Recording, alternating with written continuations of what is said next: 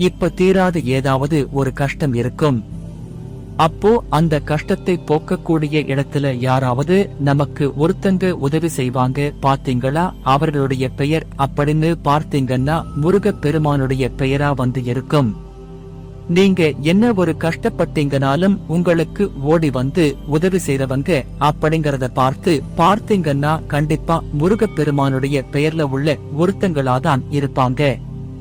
அடுத்து மனசுக்குள்ள ஏதாவது ஒண்ணு போட்டு குழப்பிட்டு இப்ப நம்ம எடுத்திருக்கக்கூடிய இந்த முடிவானது சரியா தப்பான்னு குழம்பி தவிக்கும் போது உங்களுக்கு கந்த சஷ்டி கவசமோ கந்தபுரு கவசமோ இல்லையாம் இருக்க பயமே அப்படிங்கிற முருகப்பெருமானுடைய வாசகமோ இல்ல முருகப்பெருமானுடைய படமோ எங்கேயாவது வந்து கண்டிப்பா வந்து உங்க கண்ணுல தென்படும்.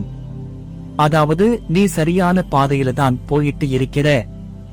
மேலும் இதுல ஏதாவது அடுத்து முருகப்பெருமானின் வாகனமான மயில் வரலாம்.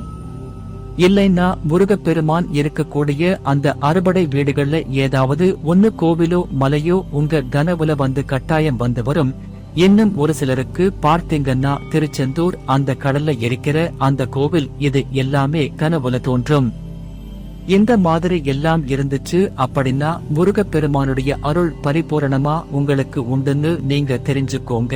அடுத்து உங்க வீட்ல இருக்கக்கூடிய சின்ன குழந்தைகள் இருக்காங்கன்னா அவங்க ஆண் குழந்தைகளா இருந்தாலும் சரி பெண் குழந்தைகளாக இருந்தாலும் சரி பார்ப்பதற்கு அப்படியே முருகப்பெருமானுடைய முக லட்சணம் அப்படியே வந்து அவங்களுக்கு தெரியும்.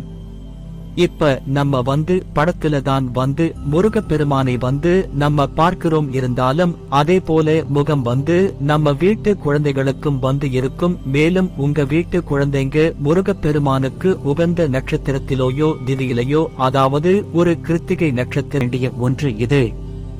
கலியுகத்தின் கண்கண்ட தெய்வமான முருகப்பெருமான் தனது பக்தர்களுடைய வாழ்க்கையில நடத்தி கொண்டிருக்கிற அற்புதங்கள் அதிசயங்கள் இதெல்லாம் பார்த்தீங்கன்னா ஏராளம்.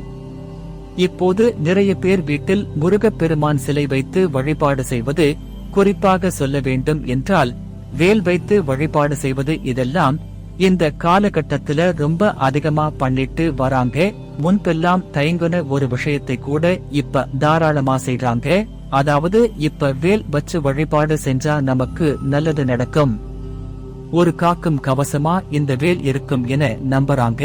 இப்ப முருகப்பெருமானுக்குரிய திதி நட்சத்திரங்கள் எல்லாம் வரும்போது வேலுக்கு அபிஷேகம் செய்யணும், முருகப்பெருமானுடைய விக்கிரகத்துக்கு அபிஷேகம் செய்யணும் அப்படிங்கறதெல்லாம் சரியா புரிஞ்சுக்கிட்டு நல்லா செஞ்சுட்டு வராங்க.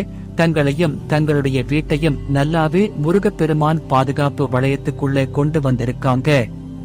குழந்தை இல்லாதவங்களுக்கு குழந்தை பிறக்கணும், சொந்த வீடு மனை அமையல அதெல்லாம் அமையணும்னு சொல்லி நிறைய வந்து நீங்க வழிபாடு இதெல்லாம் செய்வீங்க. ஒரு சிலருக்கு உங்களுடைய கர்ம வினைகளின் அடிப்படைப்படி சீக்கிரமாவே வந்து பலன் கிடைச்சிரும்.